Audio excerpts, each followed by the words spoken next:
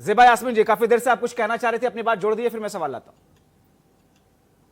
अभी मैं आपकी बात से सहमत होंगी, क्योंकि मुद्दों पे चर्चा नहीं होनी है, इसलिए मुद्दों को भटकाया जा रहा है। भाई गरीबों की बात नहीं होनी है, किसानों की बात नहीं होनी है, छात्रों की बात नहीं होनी है, नौकरी की बात नहीं होनी है।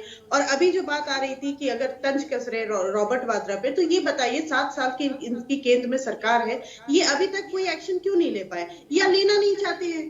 तो सिंपल सी बात है, अगर इनको किसी चीज से आपत्ति है तो केंद्र में और कई राज्यों में इनकी सरकार है, ये अभी तक उस पर एक्शन ले लेते, क्योंकि इन्हें एक मुद्दा बनाना है, उस पर सिर्फ चर्चा करना है, एक्शन नहीं लेना है। भारतीय जनता पार्टी की अगर बात करेंगे, अभी इनकी प्रवक्ता महोदय बोल रही थी कि सीतारमन जी ने जो कहा, देखिए वही बात है ना कि हम कहें तो वो गलत है, और जो सीतारमन जी ऐसे, तो अभी आप कह रहे थे कि चुनाव आयोग को कोई नियम बनाने चाहिए, कानून बनाने चाहिए। अभी जो प्रधानमंत्री जी ने बोला था कि आंदोलन जीवी, ऐसी एक जमात पैदा हो गई है देश में कि आंदोलन जीवी। अब ये बताइए, हमारे देश में बिना आंदोलन के हमें क्या मिला है? बिना आंदोलन की तो आजादी नहीं मिली, बिना मांगे तो माँ बच्चे को दूध भी नहीं पिलाती है। तो जब तक अपनी आवाज उठाएंगे नहीं और बोलेंगे नहीं, हक के लिए लड़ाई लड़ेंगे नहीं, तो प्रधानमंत्री पे एक्शन कौन लेगा बताइए? और अभी ये कह रही थी, बीजेपी की प्रवक्ता कह रही थी कि मोदी जी को कोई फर्क नहीं पड़ता है कि कौन क्या बोल रहा है।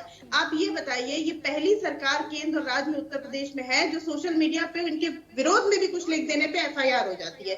इतनी एफआईआर कभी नहीं हुई। अभी ट्विटर के खिलाफ इन्होंने नोटिस जारी करी कि अगर आप इतने अकाउंट सस्पेंड नहीं करेंगे जो इनके खिलाफ लिखते हैं, जो किसानों के पक्ष में लिखते हैं, तो उनके खिलाफ कार्रवाई होगी।